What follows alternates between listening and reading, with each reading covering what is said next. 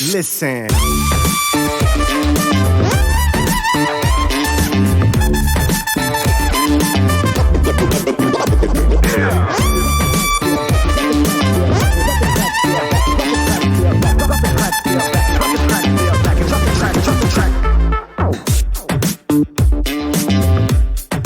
Hey everybody, this is AskDrGanz, the podcast. Stress, everybody's got it, everybody feels it, but what do you do with it?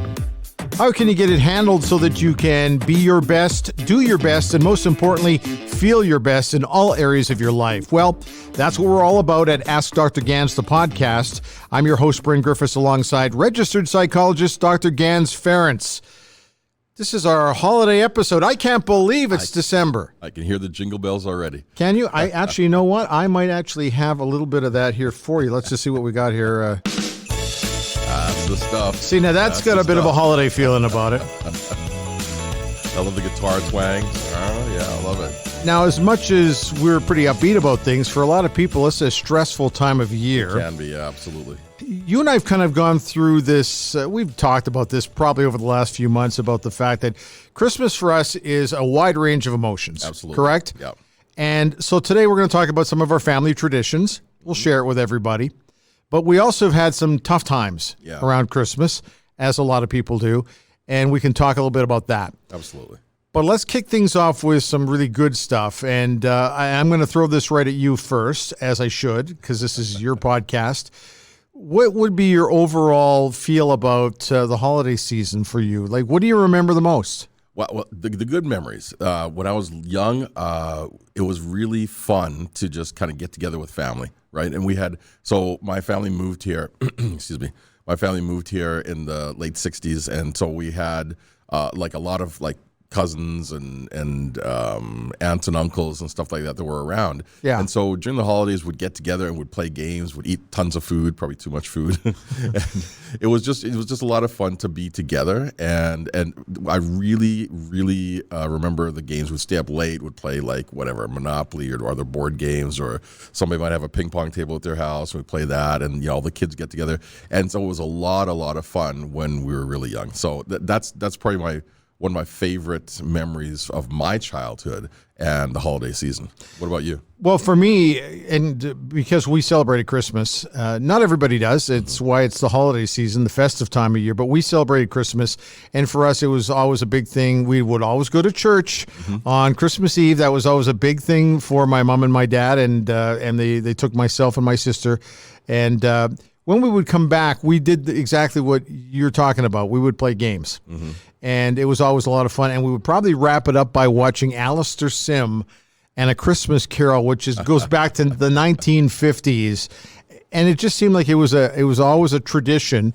And so that was how we got things going. Christmas Day, there's so much intensity building up to Christmas Day that, of course, you would get up early, you would open the presents, and the next thing you know, you're bagged and tired by the time it's lunchtime. Yeah. And so, I would nap on the couch, my dad in his armchair over there. My mom was always a cooker, and she just loved to just prepare the meal, and my sister would just go about and do her normal thing, and then we'd get together for dinner. Yeah. But those were the basics for us. Yeah. And then, of course, like you, family always came over on Boxing Day, and we always did a Griffiths street hockey game. And so there are a lot of real positive memories for me for Christmas. I can't think of too many where it was a tough one for me. Well, it's really interesting, right? Because a lot of times I've been guilty of this too. But a lot of folks put a lot of pressure on themselves to sort of make and create the perfect Christmas, right?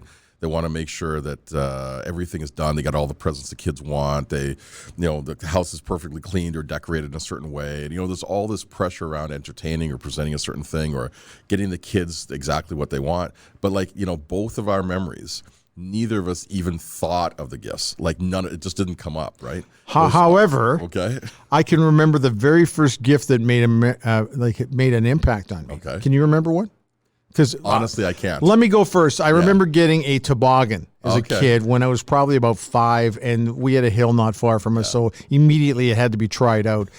And I can't remember any other gifts other than that one. Well, even that one, that's about an experience. It's not about a thing. That's true. The thing created the experience because you get to go tobogganing, you probably took your friends or whatever, right? You got Yeah. to do some stuff. But this is what it is, and this is what I think we need to remember, that it's really about who we are, the energy we bring, and what it's like to just be around us during the holiday season. Like for us to be around, for people to be around us, but also who do we want to be around in the holiday season, and creating that energy, that experience, that enjoyment. That's way more important than, getting the perfect gift or the piece of jewelry or the new whatever, the electronic toy or whatever it is, right? Because, my kids, like, honestly, they don't, I got pictures of them, like, on Christmas days playing in the boxes, like literally crawling through the boxes as opposed to playing with their toys. Yeah. And I have no memory of gifts that stand out for me. I mean, zero. I do remember one gift story. Okay.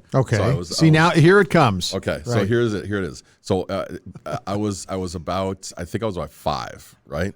And we, like, Southgate had just kind of, like, been built and opened up and stuff like that. So we went shopping one Christmas, and we bought a bunch of gifts, packed the car with the stuff we bought, and then we went back inside for something, and somebody broke into the car. You're kidding. Took no. all the gifts, right?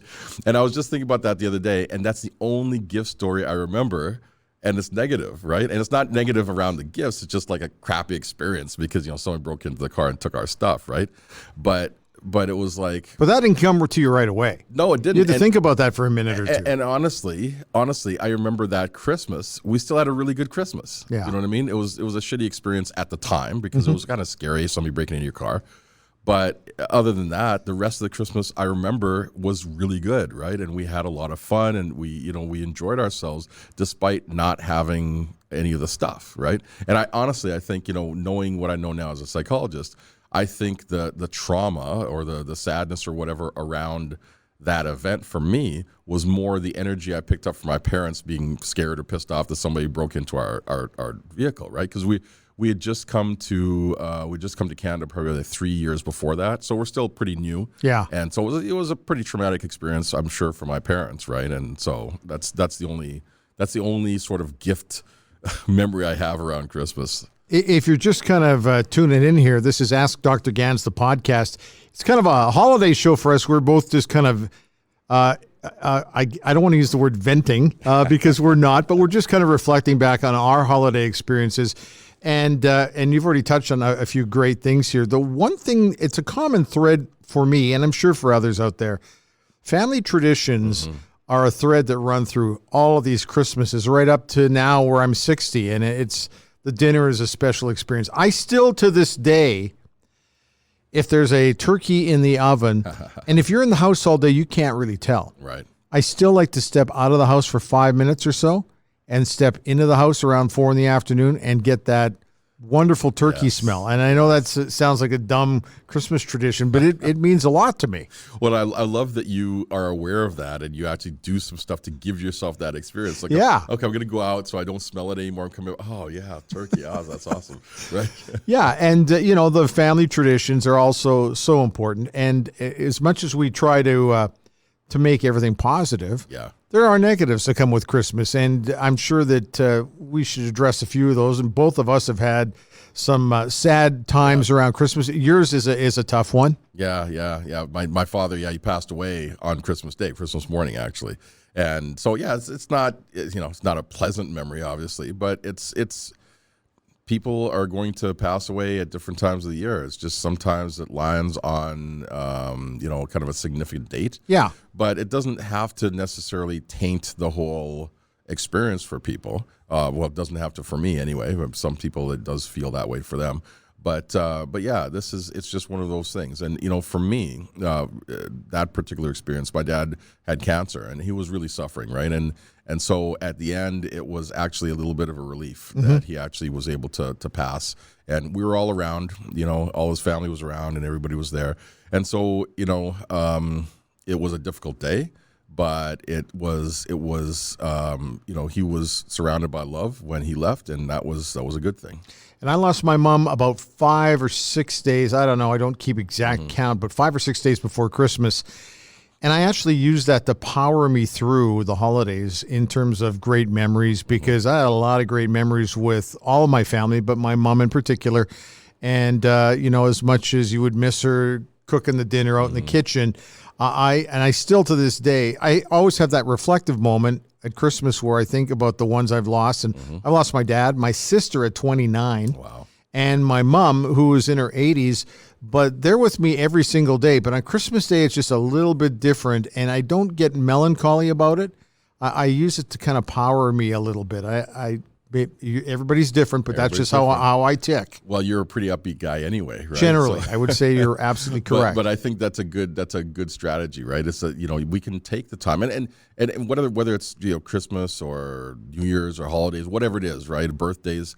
There are going to be times when we miss the people we've lost, or even people that we're just not around physically anymore, right? Because we may have moved away or whatever it is. I think it's okay for us to have our feelings around that stuff, right? We take the time to feel, oh man, it's too bad so and so's not here, or really I miss being with this group of people at this time of year, or whatever it is, right? It's okay. It's okay to give yourself room to have that honest reaction when stuff comes up for you. And it's also really a good idea to look at what you have now and to be thankful for that, and to be thankful for the memories we have of the people that we may have lost over the year or over the years. How do people kind of get through this? And we held our big media event back in early November. We talked about people beating the Christmas rush and getting their stress out of the way, or at least kind of mentally preparing themselves for this holiday season. But still, it's tough for a lot of people. Yeah. It can be tough on both ends. It can be tough in terms of the loneliness, right? If they are alone. And one of the things that I really recommend for people to do is give yourself space to be alone if you need to, but also do things deliberately to get out and be among people. And that doesn't always have to be people right? It's nice if you have a group that you want to hang out with. But if not, do something that is going to make somebody else feel better, and that's going to help to make you feel better as well. So whether it's volunteering at a homeless shelter or a soup kitchen, or cleaning your neighbor's sidewalk, or one of the things I like to do, especially around this time of year, is I go out into the world, right? Most of my life is in my office. I'm seeing clients, I'm talking to people on the phone, and then I go home and do hang out with the family. But, I will go out and go to the mall or go wherever, and I make a conscious, deliberate decision. I'm going to look service people in the eye. I'm going to smile. I'm going to ask them how they're doing, smile at them, and say thank you, right? And, particularly around the holidays, that is something that goes really, really far for a lot of people, because they just do not get that a lot. A lot of people are rushing. People are, kind of maybe pissed off sometimes if they can't find a parking spot, or, their thing is sold out or whatever, right? And so to be able to treat service people with that kind of intentional attention and just kind of respect and love, it makes me feel good, because I can see the smile. I can see sort of the, oh, that was nice. And it's just nice to do that, and it brings my spirits up even when I'm feeling down. Random acts of kindness, Absolutely. Somebody said. It should happen 365 days of the year. But there's something special about it in the month of December and early January. And you know what? I think sometimes you get a real handle on things by watching other people start it. Yeah. And I go back to when I was starting in my broadcast career in Moose Jaw, Saskatchewan. All right on. And there were a lot of single people who came to CHAB radio because it was where people started their careers. But a lot of people had to work over the holidays. And there was an older lady that was in the accounting department. I still remember her name, Edie Shepherd. Long gone. And just a wonderful person, but she had that gruff exterior with the cigarette and almost had the deep voice and that kind of thing. But every Christmas Day, she would invite all the kids, as she called them, to come to her place and have Christmas dinner because they couldn't be at home with their families. And now, luckily, I always got home with my family, but all of those who couldn't get away just raved about it. And you want to talk about leaving an impact. Like, I'm talking about it, and I wasn't even at those Christmas dinners, but I thought there's somebody who really went way out of their way at Christmas to make everybody feel good, and then you feel good. Absolutely. And when we do stuff for people, it's one of those synergistic things, right? You do something kind for somebody else, and it reflects back to you. You feel good, they feel good, and it just kind of, you create a virtuous cycle that just builds on itself. So yeah, absolutely. Okay, so now as we look ahead to the year 2020, and people start doing New Year's resolutions and all that kind of stuff. Are you a believer in that, or do you? To me, is it a refocus? I get very reflective on New Year's Eve, and it drives everyone at the house crazy. I think the thing about the holidays is that it's kind of the same reason people still go to movies, right? You don't actually have to go to the movie theater, right? You can probably pull it up on your phone or whatever, see it on your TV or your tablet or whatever. But there's something about a shared experience. And so when the most of the people around you are sort of in a certain mode, whether it's holiday mode before Christmas or Hanukkah or any of these things, or New Year's, there is sort of some energy in the air around that reflectiveness, around maybe a new start, that sort of thing. So it can be sort of a natural time to be reflective and think about, okay, well, I've lived this way this year. What would I like to do going forward? How would I like to tweak this or maybe make a more major change? And so I do think it's great to do that if that's what you want to do. But like you said, you can do it anytime, right? You can hit the reset button in June. I don't know why that is. Right? Why people have to do. It's the only time where I look back at my year and I think to myself, if you'd have told me I'd have done all of this in the last year, at this point last year, I would have thought you're crazy. Right. Now, but for me, it's a refreshing thing. And it just kind of recharges me for the new year coming ahead. Well, like I said, you're a pretty upbeat guy, so I like the way you're looking at this, because it is nice to look back and see what you've accomplished, right? Because a lot of people look back and think about what they haven't done. They think about what went badly or whatever. But generally, it's a good idea to think about what are the wins. It's always easier to think. To be able to create more good stuff when you're feeling good versus when you're feeling kind of crappy about yourself or what's been going on, right? So, yeah, absolutely. Taking the time to say, well, look how far I've come. Look at what I've been able to do, and what else would I like to do now? We've talked about a lot of positives here, but for some people, it's a negative time of year, and it's a little, as I've used the word melancholy, it's probably about as good a word as I can think.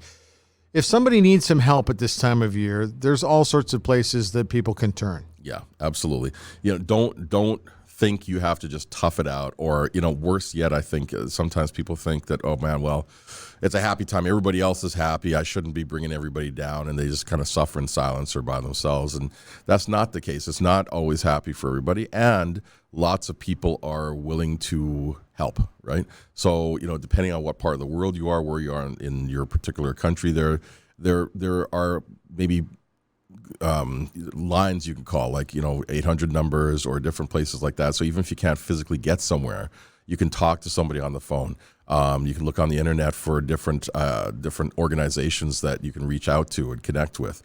If it gets really, really bad, definitely reach out. Go to the emergency room at the hospital. You don't have to be alone and suffer. And also, if you're a family member or friend, or you see somebody struggling, reach out, ask them, how you doing? Is everything okay? Right. Yeah. And just make it okay to have the conversation, because the thing is, what we believe is most unique about us is actually what's most universal about us. I always had that experience when I was in school. I'd have a question. I'd say, oh, this is a stupid question. I shouldn't ask it, right? And it's like, finally, I just get up the nerve. Okay, I got to ask the question. And then usually half the classroom would say, yeah, that's a good question. I was wondering the same thing, right? And I thought, oh, no, it was just me. But we're all going through difficult times. And even if other people don't seem like they're going through a difficult time during the holidays, that doesn't mean that they're not. And it definitely doesn't mean that they have not gone through difficult times at other times in the year, or they may not go through difficult times in the future. So it can really be an act of generosity for other people when we reach out and ask for help and also share our struggles, because invariably somebody else is also struggling. How many times have we talked in the past few months about people hearing some sad news about somebody who've taken their life, and you think to yourself, I never saw that coming. And a lot of times all you had to do is just ask somebody, are you okay? Yeah. Is everything all right? What can I do for you? Yeah. You need some help? Yeah. One of the reasons I love doing this podcast with you, Bryn, is because we do get an opportunity to really talk about some of this stuff very openly and plainly. And this is the whole mental health, like mental well-being, all this stuff, psychology. This is stuff that a lot of people it's a black hole for a lot of folks. And it doesn't need to be. The more we're able to have these open discussions, talk about stuff, make it normal to, to get help, to ask for help, to reach out to people who need help, the better it's going to be for all of us. We all are going to benefit when all of us do well. So absolutely, if something is going wrong, or you see something, or you just feel like, okay, I don't know if this person's okay, reach out, talk, ask questions. And sometimes they don't tell you, right? So that's the other side of the coin. It's really important not to feel like, if somebody does have a hard time and they can't get help, or they don't get help, or whatever, and something does happen, it's important not to beat yourself up for it, right? Yeah. Not to feel guilty about stuff that, if you've tried, because there's always that case, right? I know I've lost some friends to suicide and just other kind of tragic deaths.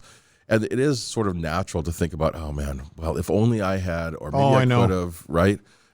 And it's not always the case, right? No. And it's not a useful and healthy thing to do to yourself or to do to other people. I've lost 2 friends to suicide, and in both cases, I always wondered, what could I have done more? Right. I don't know if that's healthy for me. Right. Because everybody kind of goes down their own path. Yep. And to me, it's more fun going down a path holding your hand or holding somebody else's hand.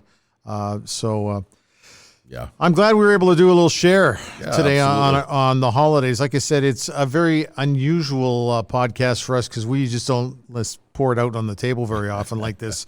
But we want to wish everybody a happy holidays. And, one of the things that we love is the feedback we get from all of you. Yeah. And all you have to do is drop us a line. We also have a mission here. Yeah. Listen, I really love to help people do better, feel better, and function better. So anything that you like, if you listen to the podcast or anything you see on the website, please share it with the people that you care about, right? If it's helpful to you, it's going to be helpful to other people. And we want to make sure that everybody can get the help they want. And, some of the upbeat stuff. Speaking of upbeat, I want to just share this one story I heard, right, about a family. And there, we're talking about family traditions at Christmas. And so these guys, what they would do is, everybody would come over to their house and they'd get all these little Nerf guns. And they'd have like a family Christmas shootout on Nice. Christmas Day. So they're just, they'd just kind of shoot all these little Nerf guns at each other, and just have and we're talking about 50, 60-year-olds, right? It's not just the kids, right? It's everybody, right? People diving behind furniture, and This has got to be before the dinner. I got to think. You get a little Nerf dart in the turkey, but I wonder how long they've been doing that for. Well, this was probably about 20 some years ago when they told me this story, but they had been doing this for a while, right? So like at least a decade. So I think they may have started when they were younger, and it's just kind of kept on, right? It's like that movie Tag, where people were in their 30s or 40s. You're a hit. Tag. Yeah, that's right. Anyway, don't forget to check out all of our free resources and, of course, free giveaways. And you're planning on speaking at various events throughout the upcoming year. Absolutely. So all you have to do is just check out AskDrGanz.com. It's real simple, AskDrGanz.com. And this has been fun. I've kind of enjoyed this today. Yeah, me too, always. Okay, so happy holidays, everybody. Should we end with the happy music? Absolutely. Because it's a little bit different, and we'll talk to everybody in the new year. All right.